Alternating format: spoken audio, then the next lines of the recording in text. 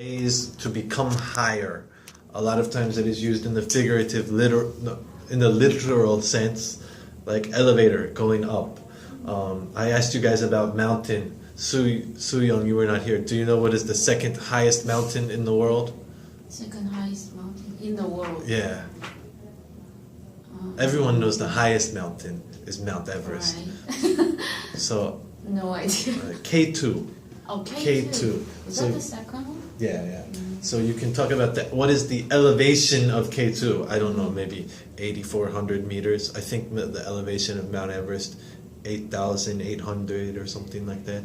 So that is the elevation. They're actually talking about going up.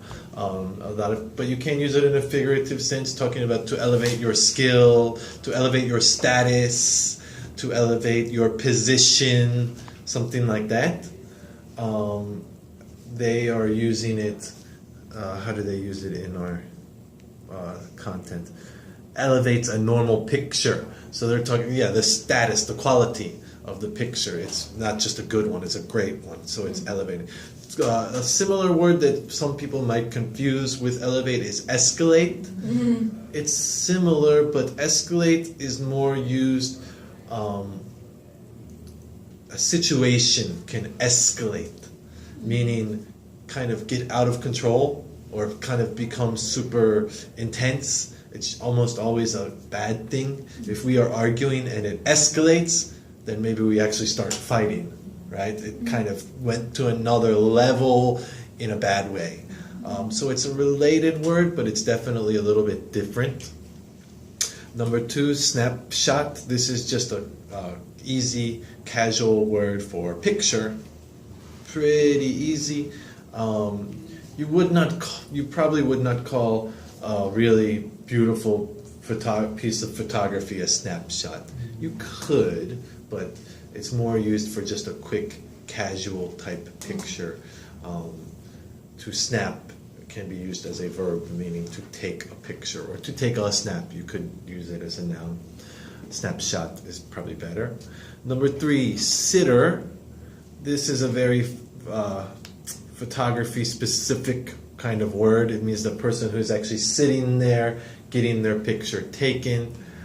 You could use it for art as well. Probably the perfect example, we all know Mona Lisa, right? Mm-hmm. She was the sitter in that picture. She's sitting there getting her picture taken. This word actually, when I see the word sitter, the first thing that pops into my head is babysitter. A lot of times people will just, instead of saying babysitter, just say the sitter.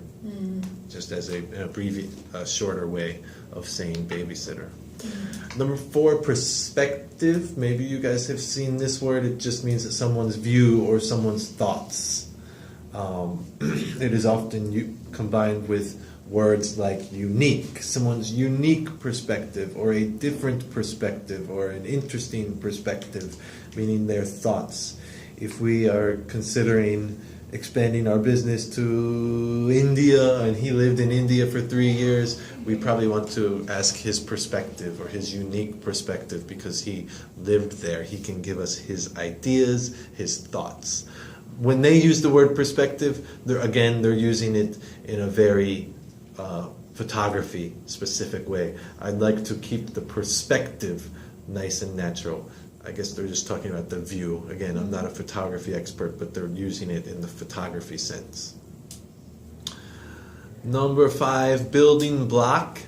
A synonym for building block might be foundation or cornerstone. It is the piece or pieces which you use to build something, especially at the beginning. You know, the most basic part of something. The example sentence here is a good one. It says, each member is an important building block of the team, right? Without everyone together, it would fall down or collapse. I mentioned foundation, also cornerstone. That is a little bit different. That is like the most important part. Cornerstone is building block would be everyone's kind of equal, right? Cornerstone, when you build a house, the cornerstone is the first piece that you put down and you build from there.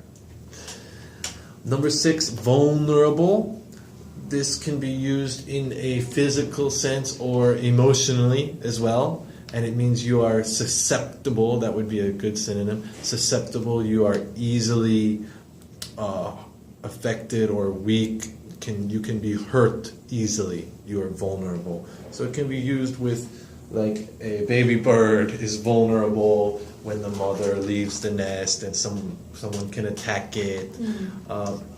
But the way they use it here is similar to the emotional sense. You know, if you break up with your boyfriend or girlfriend, you can be quite vulnerable. You are easily taken advantage of or easily hurt.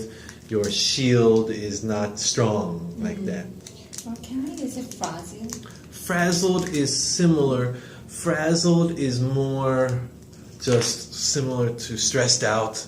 I'm quite frazzled, burned out, or stressed out.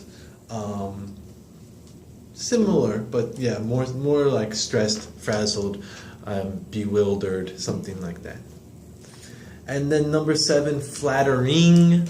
The verb is to flatter someone, meaning saying many nice, beautiful things about them. You're beautiful, your clothes, blah, blah, blah, blah, blah.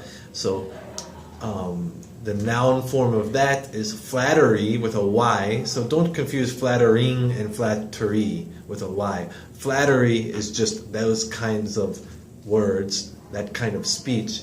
But if something is flattering as an adjective, not as a verb, but as an adjective, it means it makes you look nice. This light is flattering, that's how they use it. This outfit is flattering, meaning it helps you look better. It paints you in a nice picture, in a nice limelight or something like that.